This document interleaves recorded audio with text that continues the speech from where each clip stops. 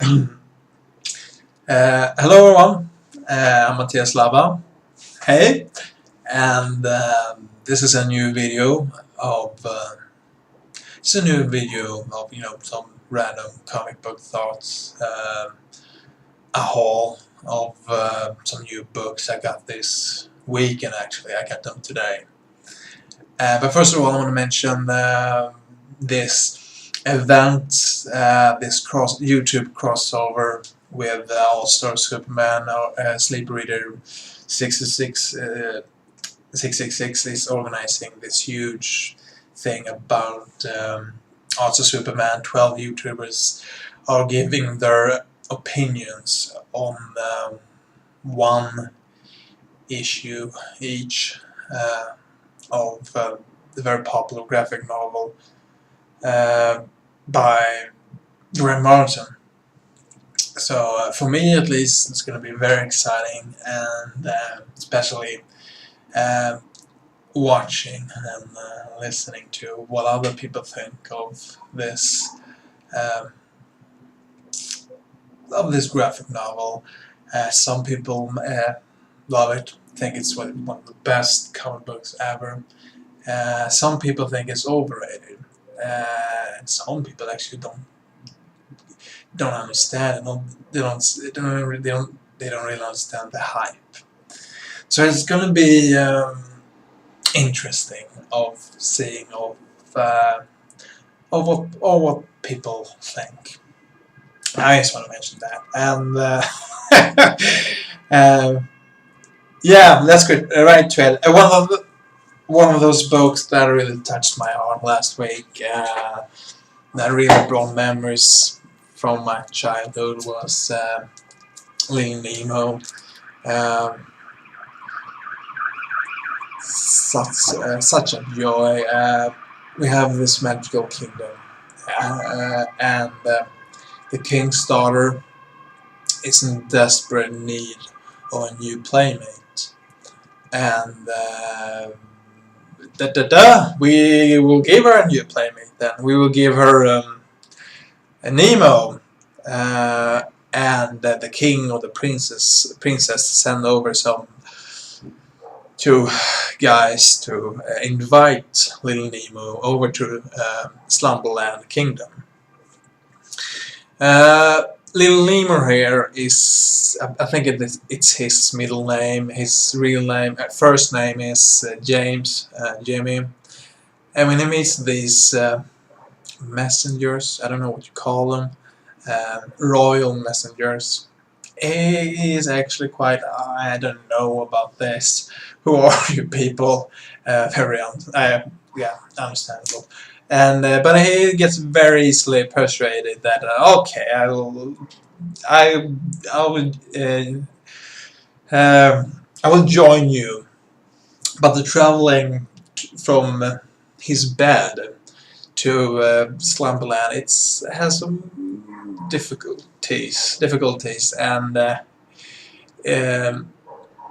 and each night these royal messengers get back to Nemo. Okay, come on now, let's do this over again. But the same thing happens every time. I'm not gonna say what, but nevertheless, that's the story.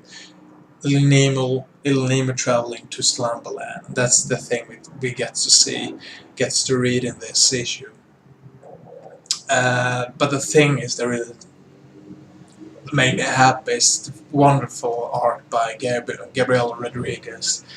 The bright colors that really, brings back, that's really you have in your from your childhood, especially for me. And this is one of those. I think this is the first all ages comic book I've read in a very long time, and my God, what a joy! And I can't recommend it enough. So I don't want to say a disappointment, but I think I've been spoiled by how good Miss Marvel is. This is probably not the best issue by oh my God, I can't remember the team. Uh, but Miss Marvel has been tremendous from the beginning, in my opinion. And in this issue 8, we have Miss Marvel, Kamala, getting a new dog, in an inhuman dog, and very cute, very cute. And we still have the inventor on Miss Marvel's trail, and we get to see some stuff. Nothing much really happened in this book, and that might explain why it wasn't as good as the other, but it's still decent, I think. But I think I've been quite used to how good it really is, and every book has some, low points. It was average this time, but no, I'm not dropping this one or what. It's just sometimes you have a bad day, and a book that I thought was going to be rubbish was Prometheus. You might remember it from. You might remember the movie Prometheus, based on the Alien movies. Ripley and the gang. What am I saying? Okay, the premise in this book is the company that you might remember from the movies.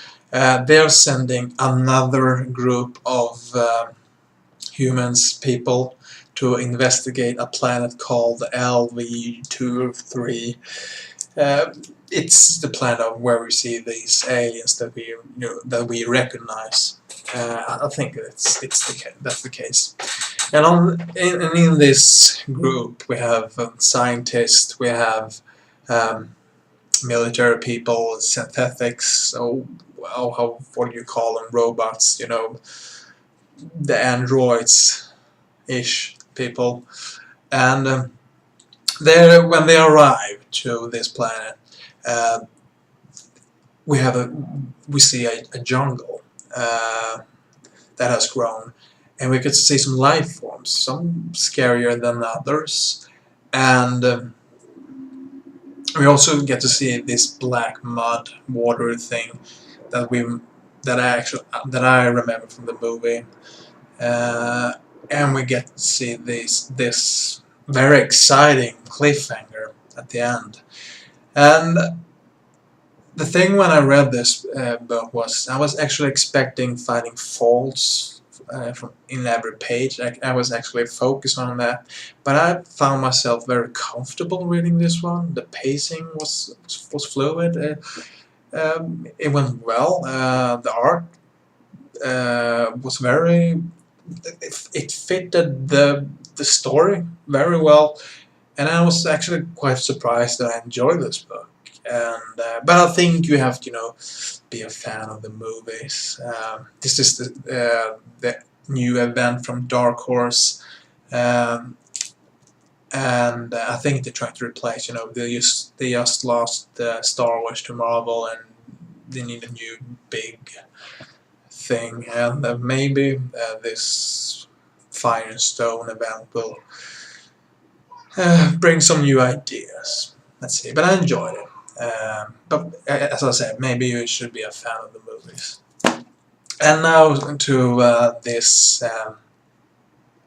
the new books from this week. I actually got one DC book, a trade, Andy Kubert, the Batman Unwrapping, Andy Kubert. I believe I saw this one on Earl Grey's, one of his videos, and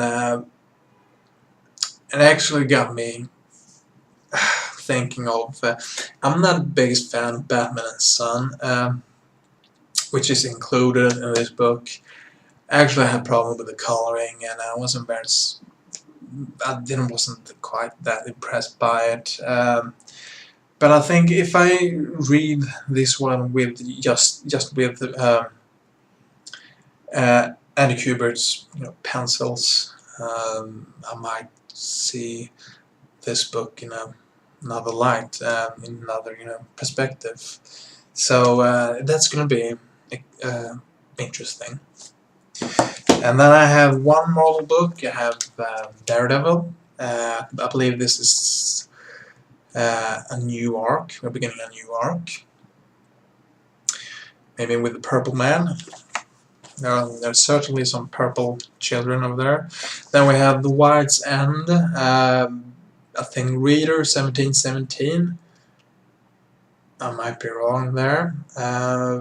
Talk about this, and I was hooked and was very intrigued of this might be interesting. It resemble if you have seen the movie with Tom Cruise, The World of Wars, and we have had some animals here below. Who knows? But I am intrigued. Then I have The Life After, issue number 3. I have number 2, I think, somewhere, but I have number 1, so I can't start reading this one yet. Some people have talked about how good it is, and that is always pleasant news to explore, finding new things, comic books. Then Shutter, issue number 6. A couple of months ago, I was ready to drop this book, but it turned for the better, and it slowed down its pacing. I'm sticking to this one right now. So yeah. Manifest Destiny, one of the better Image books in my opinion. I don't know what kind of monster we'll see in this issue. We're always getting a new introduction of a new life form, if we can call it. Yeah, I'd certainly say so. Yeah, then we have Warren Ellis Trees, anonymous, very anonymous book. Nothing much really happens in this book yet, but it's stuck, at the back of your head, and it's interesting, but I can't really explain why. It's just there floating somewhere in my brain, trying to. I want to find out more of this world that Warren Ellis is building, and I think it's gonna get even more exciting the more we read, hopefully. And then of course the crown jewel of Image for me, Deadly Class, issue 7, I think, and this is the book that it's alive. It has this pulse that really I'm enjoying the heck of this book. And it's probably my favorite Image book from 2014 so far. So I can't recommend this book high enough. Only because I said that this issue will suck, probably. No. That was everything. Thank you for watching. I really appreciate this, and again, I'm very excited for All-Star Superman crossover event with the whole YouTube community. So I'll see you soon, and take care. Bye.